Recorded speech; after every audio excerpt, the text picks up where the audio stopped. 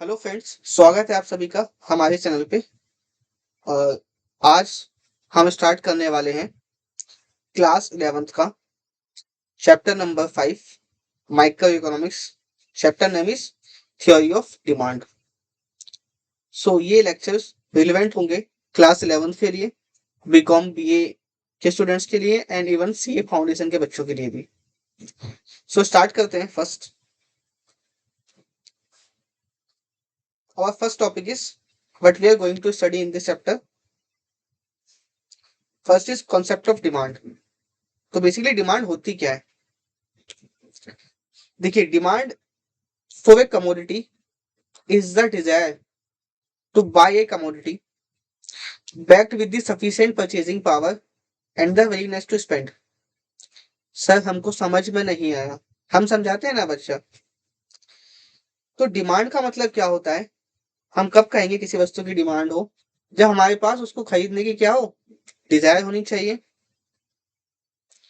उसके लिए, उसको खरीदने के लिए हमारे पास सफिशिएंट परचेजिंग पावर हो और उस अमाउंट को स्पेंड करने की हमारे पास विलिंगनेस हो। जैसे फॉर एन एग्जांपल, आप एक टीवी खरीदना चाहते हैं, स्मार्ट टीवी। इसकी कॉस्ट है 50,000, लेकिन आपके पास तो मात्र 20,000 रुपए है। या मान लीजिए आपके पास 10,000 रुपीज है। तो दैट मीन्स आपके पास क्या नहीं है? आपके पास डिजायर तो है खरीदने की, लेकिन आपके पास परचेजिंग पावर नहीं है। बट आपके पास परचेजिंग पावर भी होती है। मान लीजिए आपके पास 50,000 रुपये भी होते, आपके पास खरीदने की डिजायर है, टीवी खरीदने की डिजायर है, पैसे भी हैं। बट आपको लगा भाई 50,000 रुपये में टीवी खरीदने की बजाय, स्मार्ट टीवी खरीदने की बजाय, आप उसको क्या कर सकते हो?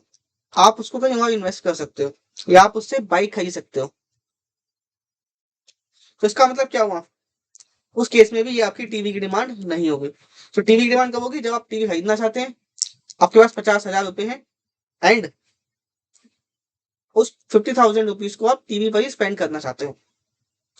सो बेसिकली हम कब कहेंगे डिमांड? डिमांड कब बनती है? डिमांड हमारी तब बनती है जब हमारे पास क्या होता है? हमारे पास होती है desire plus purchasing power plus willingness to buy. तो जब ये तीनों चीजें हमारे पास होंगी, देन वी विल से कि हम डिमांड कर रहे हैं। नेक्स्ट टॉपिक की तरफ चलते हैं। Next topic is demand and quantity demanded. So demand का मतलब क्या होता है? डिफरेंट पॉसिबल क्वांटिटीज जो हम परचेज करेंगे डिफरेंट पॉसिबल प्राइसेस पर। जबकि क्वांटिटी डिमांडेड क्या होती है? एक स्पेसिफिक क्वांटिटी जो हम एक स्पेसिफिक प्राइस पर खरीदेंगे, उसको हम बोलते हैं क्वांटिटी डिमांडेड। तो इसको एग्जांपल के थ्रू समझते हैं। मान लीजिए हम एक वस्तु खरीदना चाहते हैं, उसका प्राइस है px और उसकी क्वांटिटी है qx। तो मान लीजिए आइसक्रीम का हम खरीदना चाहते हैं, तो आइसक्रीम का प्राइस जब 1 रुपये होता है तो हम उसकी 4 क्वांटिटी खरीदते हैं। जब 2 रुपये हो जाता है तो उसकी हम 3 क्वांटिटी खरीदते हैं। 3 रुपये हो जाता है तो 4 खरीदते हैं, और 4 रुपये हो जाता है तो 1 खरीदते हैं। तो in totality this is what? This is demand. Different prices पर डिफरेंट क्वांटिटी जब हम बाय करते हैं। बट अगर मैं किसी एक स्पेसिफिक प्राइस की बात करूं कि जब प्राइस 3 रुपये होगा तो हम डिमांड कितनी करेंगे? 4। So this is what? This is our quantity demanded. Clear हो गया बच्चा अच्छे से? चल, नेक्स्ट हम बात करते हैं डिमांड शेड्यूल की। डिमांड शेड्यूल क्या होता है?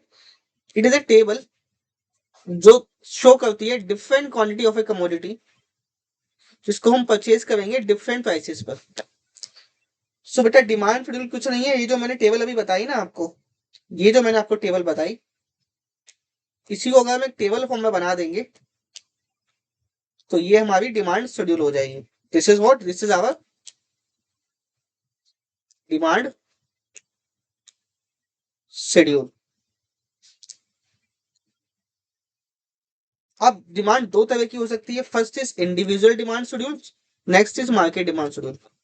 तो इंडिविजुअल डिमांड का मतलब होता है जब हम एक इंडिविजुअल बायर की बात करते हैं, एक इंडिविजुअल परचेजर की बात करते हैं। तो मान लीजिए मार्केट के अंदर आप आइसक्रीम खरीदने जाते हो अकेले, तो आप इन प्राइसेस पर ये क्वांटिटी खरीदते हो आइसक्रीम की। सो this is your individual demand. But अगर मान लीजिए आपके साथ साथ आपका दोस्त भी जाता है, आपके फ्रेंड भी जाते हैं, आपके फादर भी जाते हैं, सो मान लीजिए 2 कंज्यूमर है, 3 कंज्यूमर, बल्कि मार्केट में तो एन नंबर ऑफ कंज्यूमर हो सकते हैं, कई सारे कंज्यूमर हो सकते हैं। सो उसी एग्जांपल को कंटिन्यू करते हैं। जब प्राइस 1 रुपए था तो आपकी डिमांड थी 4, आप कंज्यूमर ए हैं, कंज्यूमर बी की डिमांड थी 5। तो हम यहाँ मान रहे हैं कि मार्केट में 2 ही कंज्यूमर है, बट मार्केट में कई सारे कंज्यूमर हो सकते हैं। टोटल डिमांड कितनी हो गई? 9। देन प्राइस अगर बढ़कर 2 रुपए हो जाता है तो आप आइसक्रीम की 3 क्वांटिटी खाएंगे, कंज्यूमर बी 4, तो मार्केट डिमांड कितनी हो जाएगी? 7। सो मार्केट डिमांड क्या है? जितने भी कंज्यूमर है उन सबकी डिमांड का टोटल, उसको हम मार्केट डिमांड कह देते हैं।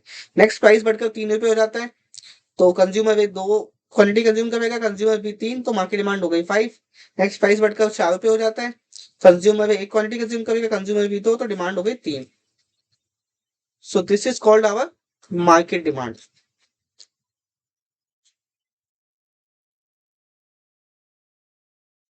सो होपफुली आपको कवर हो गया होगा। इंडिविजुअल डिमांड का मतलब होता है एक बायर की डिमांड, जबकि मार्केट डिमांड का मतलब होता है जितने भी मार्केट में बायर हैं उन सबकी डिमांड को हम ऐड कर देंगे तो वो हमारी मार्केट डिमांड कहलाती है। सो इस वीडियो में हमने क्या क्या कवर किया? हमने इस वीडियो में कवर किया कि डिमांड क्या होती है, डिमांड और क्वांटिटी डिमांड में क्या फर्क होता है, डिमांड शेड्यूल क्या होता है, और एक लास्ट टॉपिक हम कवर करेंगे इसके अंदर, demand curve and its slope. So देखिए डिमांड कर्व क्या होता है, जो हमने यहाँ पे टेबल बनाई थी अगर इसको हम ग्राफ में प्लॉट कर देंगे तो यही हमारा डिमांड कर्व हो जाएगा। सो इंडिविजुअल टेबल से बनेगा तो इंडिविजुअल डिमांड कर्व, जो मार्केट टेबल से बनेगा वो मार्केट डिमांड कर्व कहलाएगा। तो फर्स्ट हमारा इंडिविजुअल डिमांड कर्व हम बनाते हैं।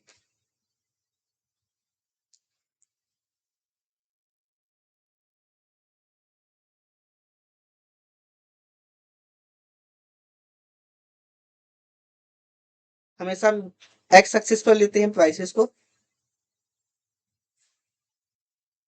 सॉरी वाई एक्सिस पर लेते हैं प्राइसेस को,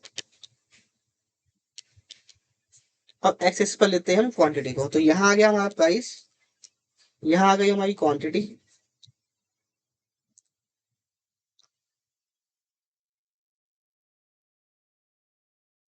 प्राइस था हमारा 1 2 3 4, क्वांटिटी हो गई हमारी यहाँ पे 1 2 3 4।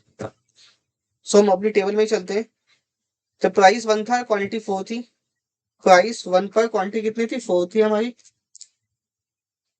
प्राइस 2 पर क्वांटिटी 3 है तो प्राइस 2 पर क्वांटिटी हो गई 3, प्राइस 3 पर क्वांटिटी हो गई 2, एंड प्राइस 4 पर क्वांटिटी हो गई 1।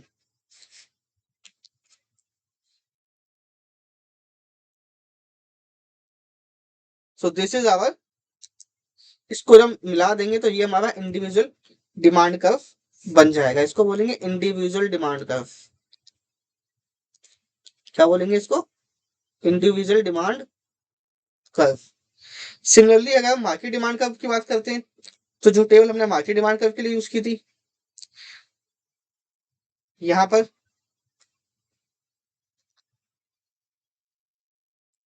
कंज्यूमर ए के लिए जब हम बनाएंगे तो हमने ए का डिमांड कर्व बना दिया।